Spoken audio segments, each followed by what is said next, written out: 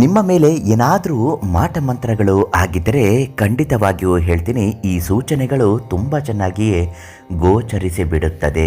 ಇದರಿಂದ ನಿಮ್ಮ ಮಾನಸಿಕ ಖಿನ್ನತೆ, ಒತ್ತಡ, ದುಡ್ಡಿನ ಸಮಸ್ಯೆ, ವ್ಯಾಪಾರದಲ್ಲಿ ನಷ್ಟ ಎಲ್ಲವೂ ಆಗುತ್ತಾ ಇರುತ್ತದೆ. ಮನೆಯಲ್ಲಿ ವಾಮಾಚಾರ ಆಗಿದ್ದರೆ ಇದು ಹೇಗೆ ಗೊತ್ತಾಗುತ್ತೆ, ಇದನ್ನು ಪತ್ತೆ ಹಚ್ಚುವುದು ಹೇಗೆ, ಇವತ್ತಿನ ಮಾಹಿತಿಯಲ್ಲಿ ತಿಳಿಸಿಕೊಡ್ತೀನಿ. ಮತ್ತು ಮಾಡಿಸಿದವರಿಗೆ ಹಿಂತಿರುಗಿ ಒಡೆಯಲು ಏನು ಮಾಡಬೇಕು ನೋಡೋಣ. ಅದಕ್ಕಿಂತ ಮೊದಲು ಅಮೃತಧಾರೆ ಫೇಸ್ಬುಕ್ ಪೇಜನ್ನು ನೀವಿನ್ನೂ ಫಾಲೋ ಮಾಡ್ತಿಲ್ಲ ಅಂದರೆ ಮೊದಲು ನಮ್ಮ ಪೇಜನ್ನು ಫಾಲೋ ಮಾಡಿ. ಪ್ರತಿದಿನ ಈ ಪೇಜಿನ ಮುಖಾಂತರ ನಿಮ್ಮ ಸಮಸ್ಯೆಗೆ ಪರಿಹಾರ ಮಾಹಿತಿ, ದೈವ ಮಾಹಿತಿಗಳು ಬರ್ತಾನೆ ಹೋಗುತ್ತೆ. ಇದನ್ನು ಕೇಳಿದ್ರೆ ನಿಮಗೆ ತುಂಬಾ ಒಳ್ಳೆಯದಾಗುತ್ತೆ.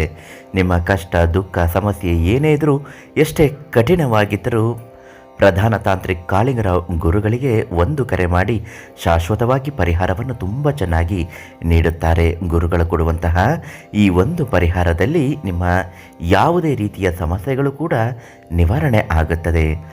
ಇನ್ನು ವಾಮಾಚಾರ ಯಾರ ಮನೆಗೆ ಆಗಿರುತ್ತದೆಯೋ ಆ ಮನೆಯಲ್ಲಿ ಇದ್ದಕ್ಕಿದ್ದಂತೆ ಜಗಳ, ಒಬ್ಬರನ್ನ ಕಂಡ್ರೆ ಒಬ್ಬರಿಗೆ ಆಗದೇ ಇರುವುದು, ಮನಸ್ತಾಪ, ಗಂಡ ಹೆಂಡತಿ ನಿಷ್ಠುರವಾಗುವುದು, ಮಾತು ಬಿಟ್ಟು ಬಿಡುವುದು, ಅಥವಾ ಮನೆಯಲ್ಲಿ ಕಾಯಿಲೆ ಕಸಾಲೆಯಿಂದ ನರಳುತ್ತಿರುವುದು, ಪದೇ ಪದೇ ರೋಗ ರುಜಿನಗಳು ಬರ್ತಾನೆ ಇರುವುದು, ದುಡ್ಡು ಕಾಸಿನ ವ್ಯತ್ಯಾಸ, ವ್ಯಾಪಾರದಲ್ಲಿ ನಷ್ಟ ಇವೆಲ್ಲವೂ ಆಗುತ್ತಲೇ ಇರುತ್ತೆ. ಇದನ್ನು ತಡೆಯಬಹುದು ಹೇಗೆ ಗುರುಗಳೇ? ಮನೆಯ ಮುಂದೆ ಒಂದು ತುಳಸಿ ಗಿಡವನ್ನು ನೆಡಬೇಕು. ಪ್ರತಿದಿನ ಸಂಜೆ ಸಮಯದಲ್ಲಿ ಅದಕ್ಕೆ ನೀರನ್ನು ಹಾಕುತ್ತಾ ಬರಬೇಕು.